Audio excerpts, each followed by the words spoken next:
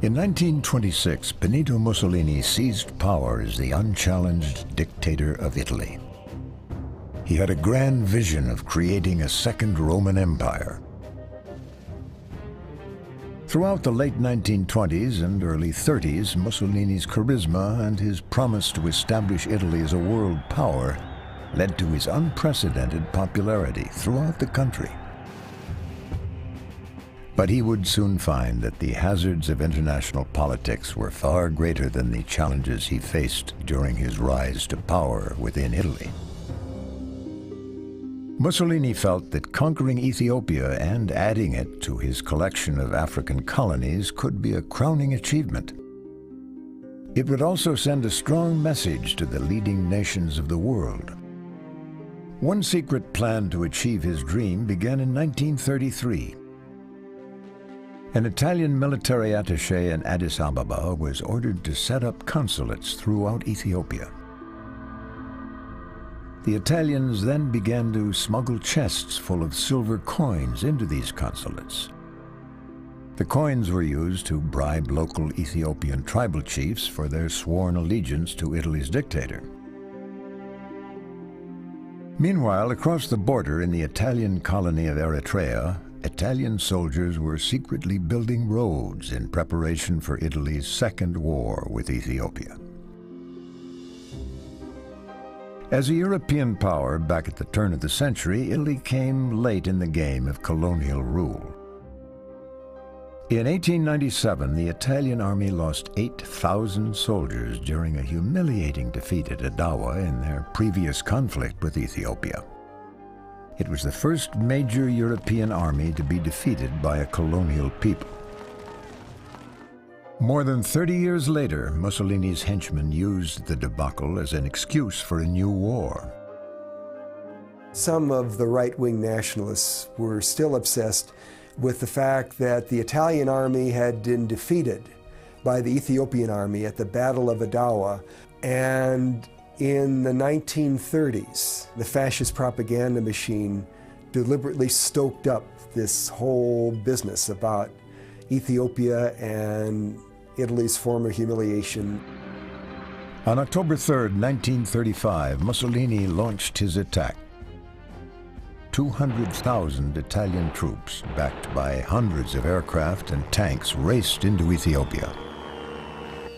The Italians believed the war would have a quick end, thanks to their bribes, the secret network of roads, and overwhelming firepower. Instead, the fighting went on for months. Mussolini knew that failure might end his reign as dictator. The Ethiopian War was a war that was supposed to be over in a few weeks. But in fact, it took more and more resources, and the Italians had to use more and more extreme measures, including the use of poison gas, to pacify the country. And they never totally pacified it. Another hidden factor made a quick Italian victory doubtful. Ethiopian Emperor Haile Selassie's soldiers received thousands of rifles and machine guns from German secret agents. The weapons were courtesy of Germany's Führer, Adolf Hitler. Nazi Germany wanted to weaken Italy so it would not stand in the way of Hitler's dreams to annex neighboring Austria. After 7 long months, the Italian military forces finally prevailed.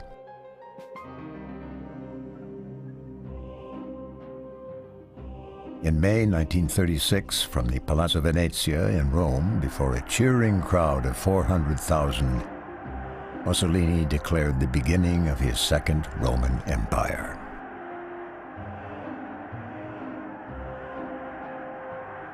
The victory added the trophy of Ethiopia to Libya, Tunisia, Eritrea, and Italian Somaliland in Italy's African colonial empire. Mussolini was at the absolute height of his power and popularity with the Italian people. We felt that Italy had much more prestige in the world. Finally, we had colonies like England and France and Spain had.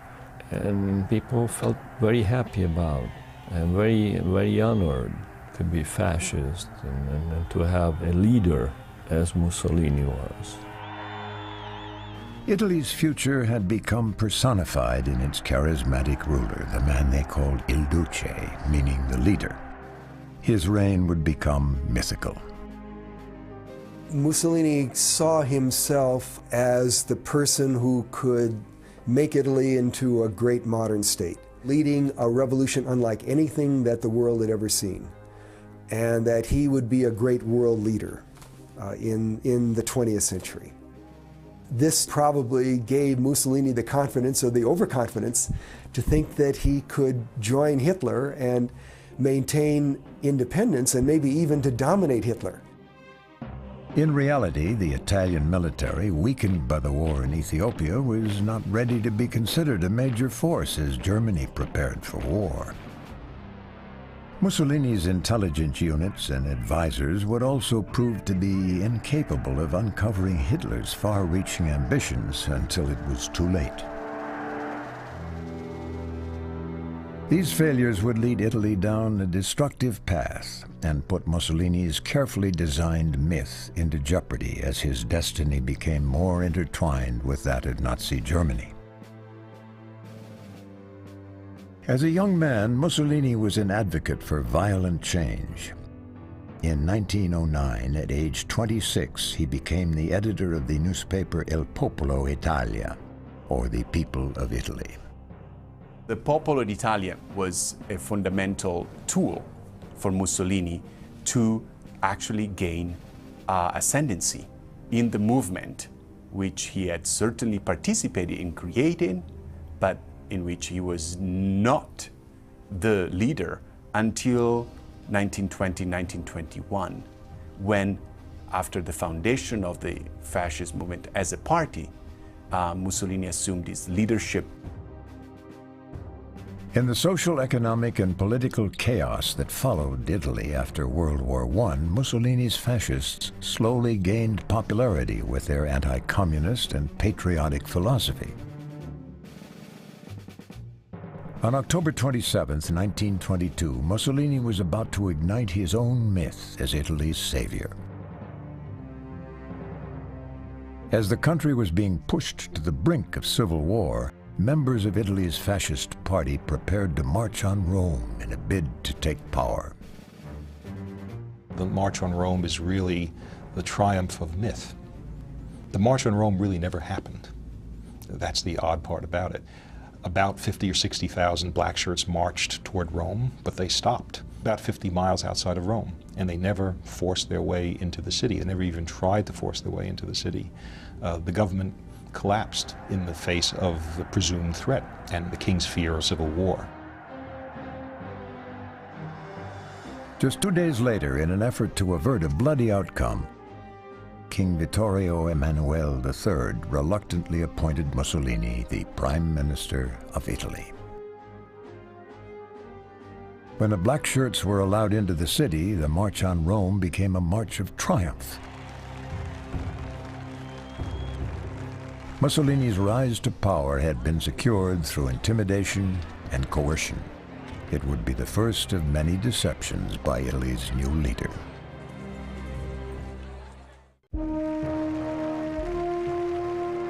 Together with the socialists, Benito Mussolini governed Italy under a constitutional monarchy after his rise to power in 1922. But in 1926, he declared an absolute dictatorship, in part as a result of several assassination attempts. All political parties except the fascists were banned, and Mussolini created a national secret police force known as OVRA. Someone who was at a desk in an office who overheard an anti-Mussolini comment or a joke about Mussolini would send in a report about it and inform on someone. OVRA agents were all over, and that was part of, I think, Mussolini's intent, to have the Italian people feel that wherever they were, looking over their shoulder was an agent who could inform on them. Often the reports turned in by OVRA agents were useless pieces of gossip. While the undercover agency had thousands of agents and informants, only 25 people were ever executed for treason in its 17-year history. but Ovra did detain over 10,000 political prisoners. One was Mussolini's biggest rival, Carlo Rosselli. Rosselli was a socialist and one of Mussolini's most vocal opponents.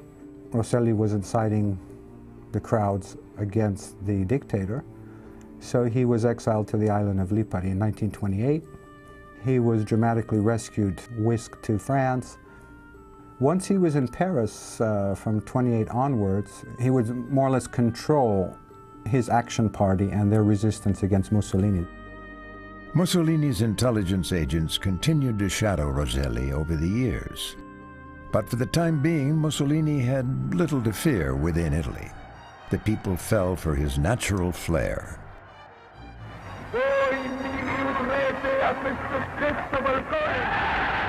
He had a tremendous personality when he talked. He was electrifying.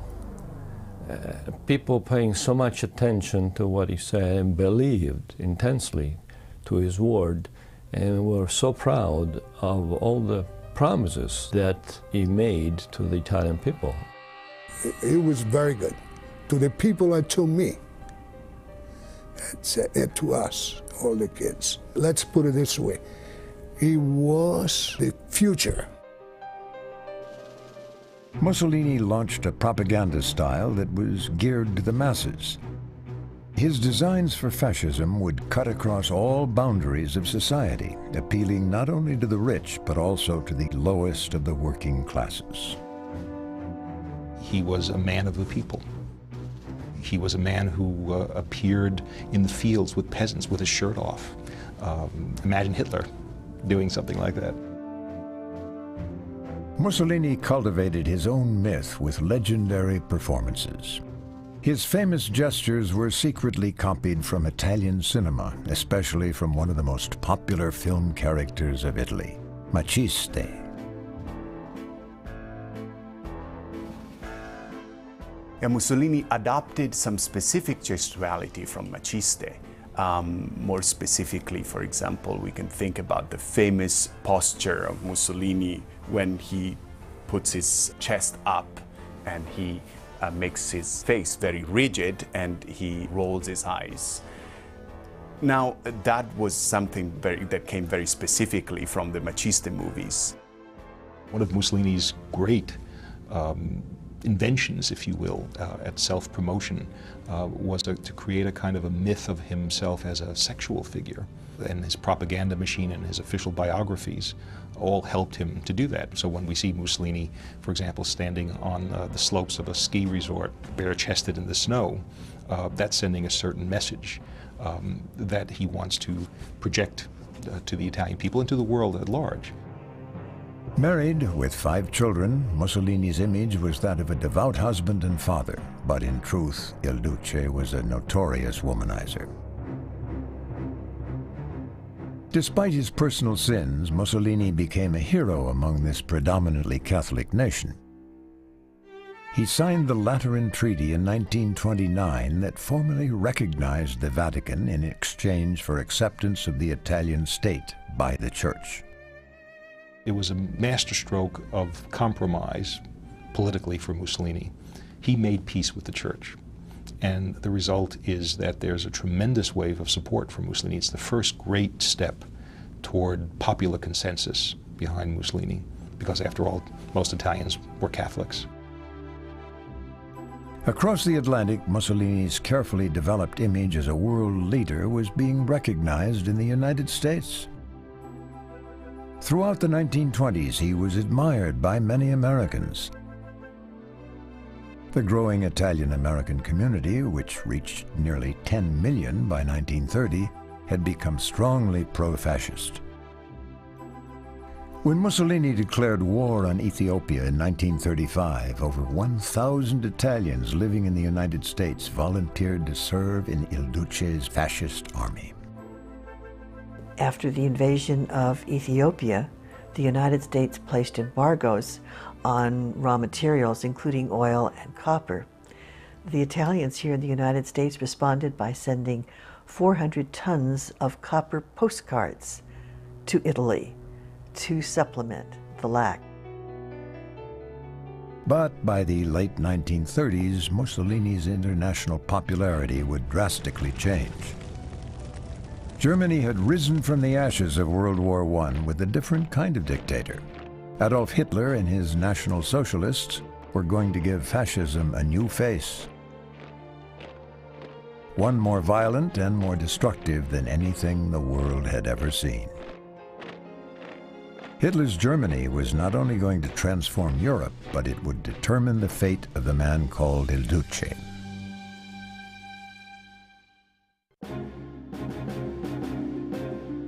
On June 14, 1934, two of Europe's most notorious dictators met for the first time in Venice.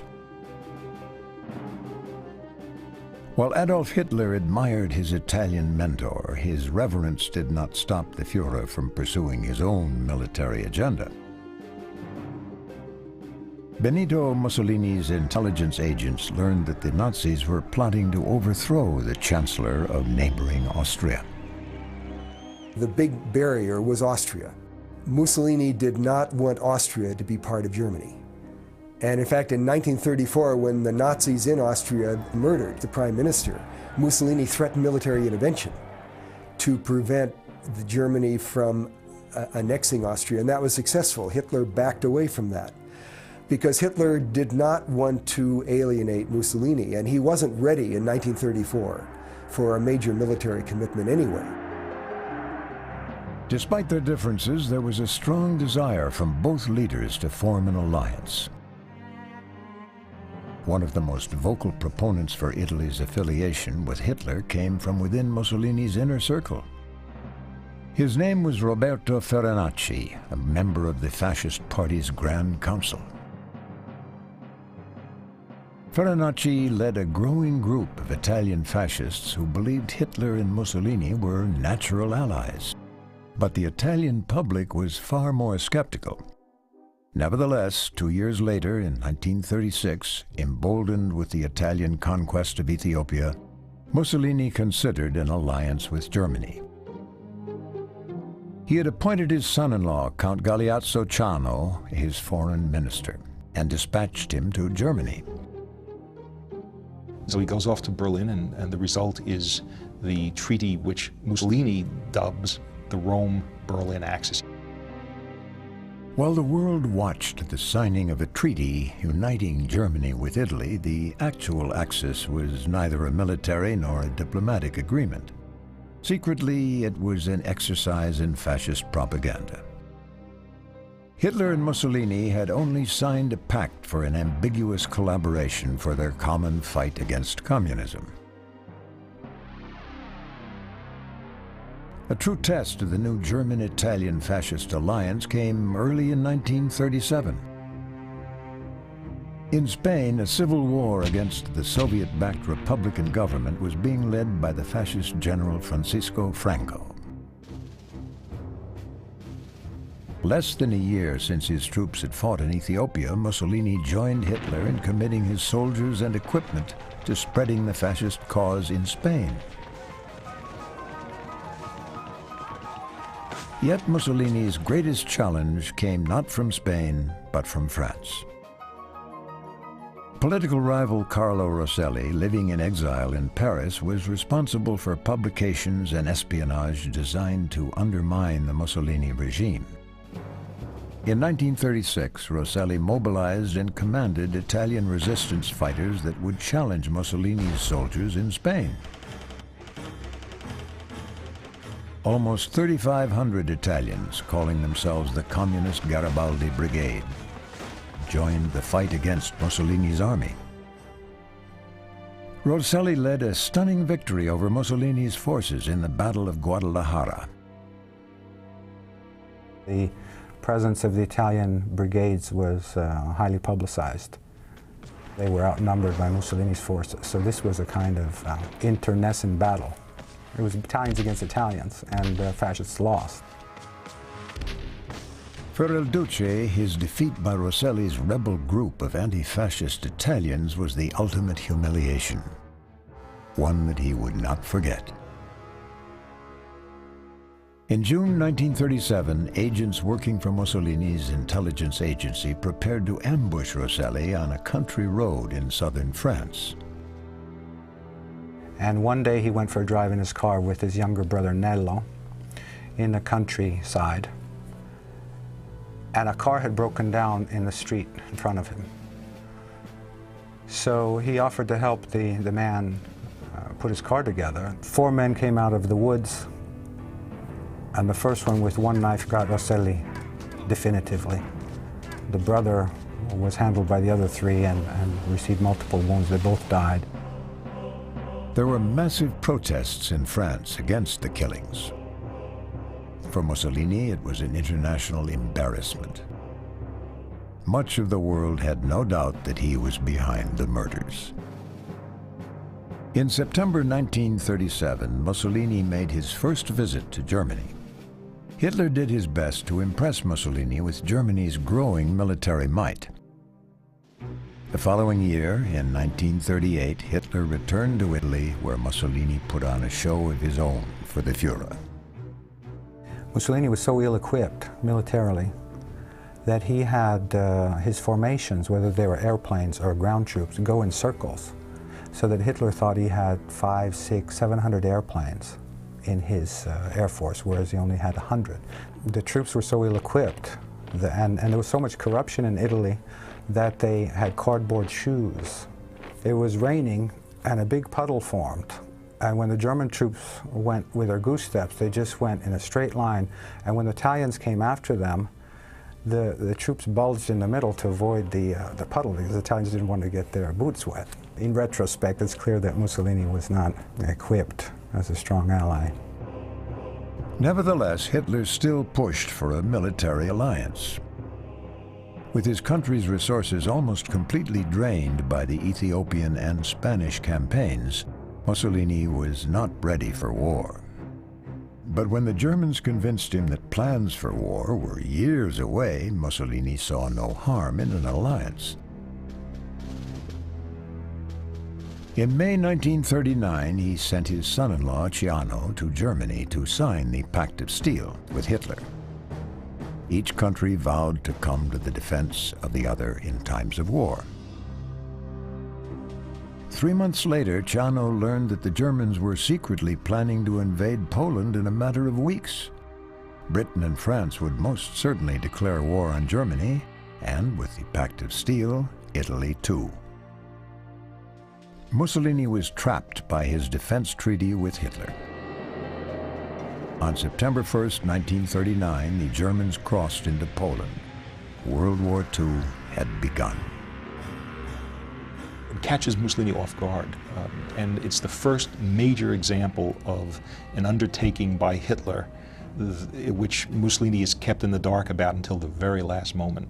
And Mussolini resents that deeply, especially because the 2 men had agreed just months earlier that there would be no great outbreak of a general European war for at least 5 years, in time, in other words, for Mussolini to get his Italian armed forces in shape. While Mussolini watched, the powerful German war machine was unleashed on Europe.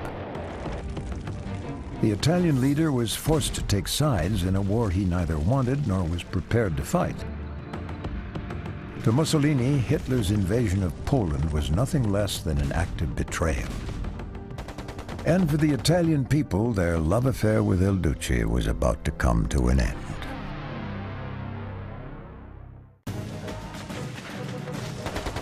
As war in Europe erupted in 1939, Count Ciano devised his own secret plan to keep Italy out of the fighting and save face for his father-in-law, Benito Mussolini.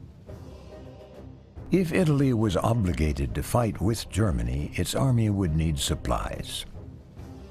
Ciano instructed the chiefs of the Army, Navy, and Air Force to make exaggerated lists of equipment and materials that would be necessary. Mussolini happily presented the outrageous lists to Hitler. Realizing they could never accommodate the Italian military, the Germans temporarily suspended their defense pact. Publicly, Mussolini declared Italy to be neutral. He chose to interpret the Pact of Steel differently, saying that it meant I'll support you when I'm ready, but I'm not going to declare war. And historians say that he was seeing which side to go with. In May 1940, while Hitler attacked and occupied Norway, Denmark, Holland, Belgium, and a large part of France, Mussolini's inner circle argued whether to side with Germany. There is great debate within the regime, among Mussolini's henchmen, among his advisors and his ministers. There's a meeting of the Fascist Grand Council, and the sentiment seems to be to stay out. It's Mussolini's decision in the end. He's the dictator. He makes the fateful decision. Apparently, the proud Mussolini could not let himself be upstaged by Hitler. He also feared Germany's domination over all of Europe. In June 1940, he declared war on Britain and France. Almost immediately, the war began to go poorly for Italy. Their technology was mostly obsolete. Italian Navy ships were slow and lacked radar. Italian bombers had no intercoms for communicating between crew members, often attacking their own ships by accident. When soldiers in the ill-equipped Italian infantry crossed the Alps to invade southern France, thousands were overcome by frostbite and exposure. The Italian people were saddened, shocked, and very frightened. For the first time in his political life, Mussolini's popular support began to crack at home and abroad. Italian Americans who once celebrated Mussolini began to shun him. Italian consulates in the United States were closed. While American Army intelligence units compiled lists of foreign nationals living in the U.S. who might be considered dangerous, military bases were converted into internment camps. When America entered the war, the government authorized the internment not only of Japanese Americans, but of Italian citizens as well. My own stepfather, Dr. Giovanni Falasca, was taken the night of December 7th. He, along with other Italian nationals living in the United States, found themselves on a train and taken in the custody to Missoula, Montana, where they were to spend several years. Despite his sinking popularity, Mussolini still grabbed world attention. He seemed determined not to let Hitler have center stage alone. In their meeting on October 4th, 1940, Hitler did not reveal his plans to occupy Romania. When the German army did so, Hitler was surprised to learn that Mussolini had suddenly invaded Greece. He would fight his own war alongside Hitler. And so it was Mussolini who tried to get even, in a sense, with Hitler. Mussolini's venture into Greece quickly became the latest in a series of miscalculations. By trying to keep up with Hitler, he was sacrificing his army's military proficiency for his own vanity. The Italian army invaded from Albania into Greece, and the Greek army trapped them in the mountains. The Italians were not ready for mountain warfare or winter warfare, and Hitler had to bail them out, something that made Hitler very angry because it probably delayed his own timetable for the invasion of Russia by several months. The delay of Hitler's Russian invasion meant that German troops had to fight through the cruel Russian winter and were stopped short of taking Moscow. It ended in a disastrous defeat from which Germany never recovered, a turning point in the war. How the outcome of World War II might have been altered if Mussolini had not invaded Greece and if the German army had reached the Russian capital before winter is a matter of historical speculation. By early 1943, while Italy was being attacked from the air by British and American bombers, the assault on the ground was about to begin. Allied troops planned to invade Italy through the island of Sicily. The American government, and especially naval intelligence, thought that it might be useful to make contact with Sicilians, partly to have help when they arrived, partly to provide them with information, intelligence information, and so on. And they came upon this rather bizarre plan, which was to go to a man named Lucky Luciano. Charles Lucky Luciano was one of the best-known Italian-American gangsters of the 1920s and 30s, with strong ties to the Sicilian mafia. In 1943, while Luciano was serving time in the Great Meadow Prison in upstate New York, Navy intelligence agents secretly met with him and struck a deal. Luciano would get in touch with friends in Sicily, and in return, Luciano's sentence would eventually be lightened, and then he would be deported back to Italy after the war. By June 1943, the American Army landed its forces on the southern Italian island.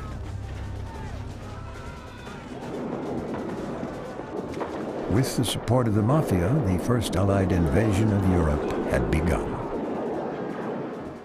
Sicilian Mafia told the Americans exactly where the Germans were, what the amount of munitions were, how to get around their front lines, everything of a strategic order. The Allies took the island in just 20 days. The next target, the Italian mainland. In Rome, not only was Mussolini's fascist dictatorship crumbling, his very life was in jeopardy. And the man who was Mussolini's biggest rival would be the only one who could save him. While the Allies moved up the boot of Italy, Mussolini became even more dependent on his troubled alliance with Hitler for the defense of his beleaguered country. During a meeting between the two dictators in Italy on July 19, 1943, the Americans bombed Rome for the first time. It was a massive raid using 500 planes. Rome suffered many casualties. Both the Italian monarch, King Emmanuel, and Pope Pius XII went out to comfort citizens. As he toured the devastation, the influential king, who had given Mussolini his quiet support all these years, was finally convinced that the fascist leader had to go. At this point, it was clear that Rome was going to fall. Allied forces had reached the middle of Italy, and it looked very bad. From the 19th of July forward, the royal house, in consultation with the resistance groups and dissidents within the fascist leadership, decided to have Mussolini arrested. 1 month after the Allies successfully invaded Sicily, the 28-member Grand Council of Fascists met in Rome to decide Mussolini's fate. During their 90-minute meeting, Il Duce was powerless to stop a majority of his longtime supporters from voting to remove him. Even Count Ciano chose to dismiss his father-in-law. Mussolini was tremendously bitter at what he saw as the betrayal of all of these men who had for years been his henchmen, if you will, his advisors, the men who had risen to power with him.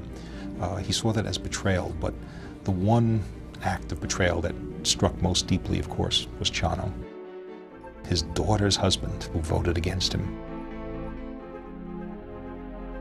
On the morning of July 26th, Mussolini went to see the king in a desperate attempt to retain his power as dictator. The Allies managed to keep track of the unfolding drama through a network of spies planted in the Vatican and the King's Palace. It was a secret operation called the Molina Project, operated by the OSS, the U.S. Wartime Intelligence Agency. They recruited sympathetic Italians for their missions. One agent worked the switchboard at the Royal Palace. They had an informer in the Royal Palace where Mussolini was arrested, giving a minute-by-minute account of the events that led up to the arrest of Mussolini that the Americans were following step by step. The king is supposed to have said to Mussolini, shaking his head sadly, "I'm sorry, Duce, I'm sorry, Duce, but it's all over." Mussolini was arrested and taken away to a secret location. When the news broke, most Italians felt a tremendous weight had been lifted. There was widespread relief, uncertainty, fear that the man who had been at the helm, of course, for 20-some-odd years was suddenly gone, but yet relief, because most Italians assumed that with Mussolini gone, the war for Italy would come to an end.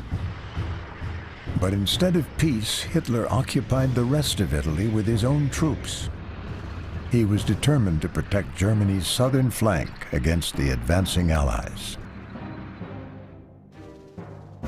2 months later, in September 1943, the Italian army formally surrendered to the Allies.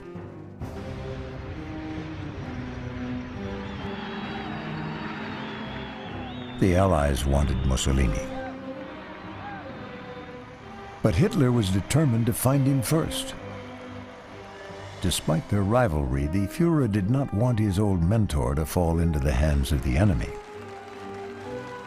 From the moment Hitler heard of the coup against Mussolini and his arrest, probably 2 days later, he began issuing orders for German intelligence to find Mussolini.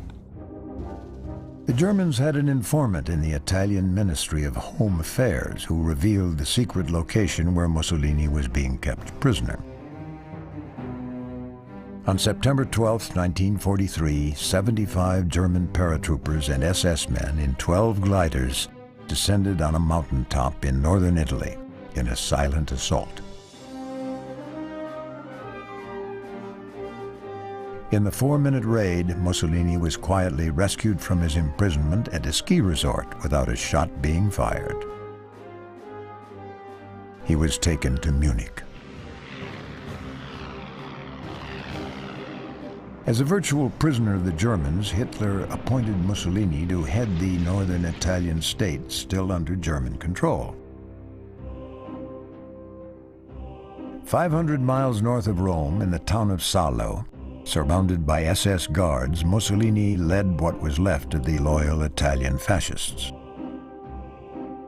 It was called the Republic of Salo, but in fact, Mussolini was a puppet of the Germans. Germany controlled all of the communication and all of the transportation, so Mussolini could do nothing really without Hitler's support. Hitler insisted that the members of Italy's Grand Council of Fascism who voted against Mussolini be executed. Hitler wished to make an example of these people. After all, they were traitors to the state. Encouraged by Mussolini's steadfast fascist supporter, Roberto Farinacci, 5 members of the council were arrested, including Count Ciano. Farinacci insisted with Hitler that Ciano be tried and executed. Some say that without Farinacci's insistence, Mussolini would have never tried his own son-in-law. As her father looked the other way, Mussolini's daughter Edda pleaded for her husband's life. 3 days after being found guilty of treason in a Republic of Salo court, Ciano and 4 others were shot by a fascist firing squad. Mussolini ruled Salo for over a year. During that time, the first American forces entered Rome. By March 1945, with the Allies closing in, the Germans were secretly negotiating the surrender of their forces in Italy. For Mussolini, time was running out. By April 1945, Mussolini met with Italian partisans who demanded that he surrender and stand trial. So Mussolini asks for an hour to think it over and leaves the meeting and doesn't return. He hears of a German convoy of soldiers fleeing the country and being given free passage to Switzerland by the resistance fighters. He gets aboard, but the partisans have heard about it, and there's a roadblock. They begin to search the caravan, and one of the partisans goes into the truck and sees this figure sitting in the back with a helmet on, his head down, and says, "Arrest him." Mussolini and his mistress Claretta Petacci were taken prisoner. They spent their last night together in the house of a peasant farmer under armed guard. The next day, a communist execution squad took them to a remote location near Lake Como.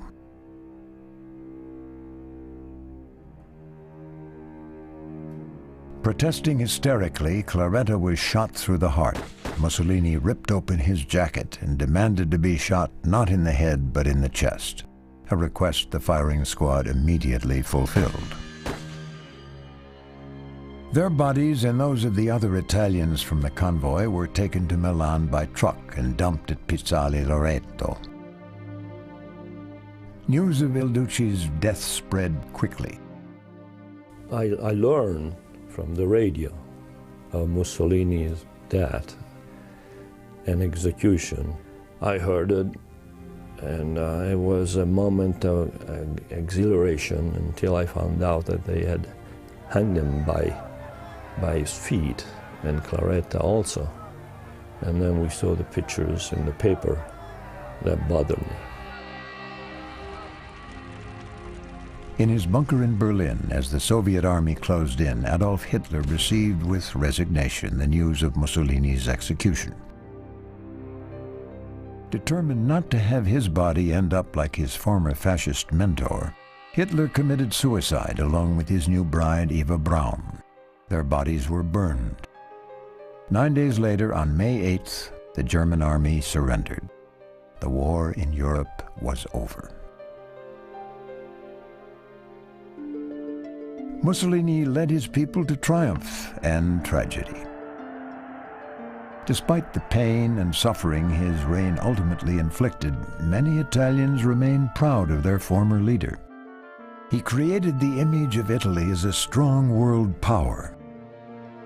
For some, the death of Mussolini not only brought about the end of fascism, but a loss of Italian pride as well. We lost. We lost him like you lose the father of the family. Because Mussolini was man for the people, and with the people. I remember the good years of fascism and my admiration for the man. Mussolini was guilty of naivete when it comes to friendship with Hitler. He always thought that Hitler would some way, somehow find a way of winning the war and compensating him for his alliance. While he controlled his people with a mixture of intimidation and infectious charisma, Mussolini created his mythical role as the leader of the Second Roman Empire. It was a fantasy that Italy could never sustain. He led his country down a road to defeat and despair. Yet for one brief, dramatic chapter in its unsettled history, all of Italy was embodied in the man they called Il Duce.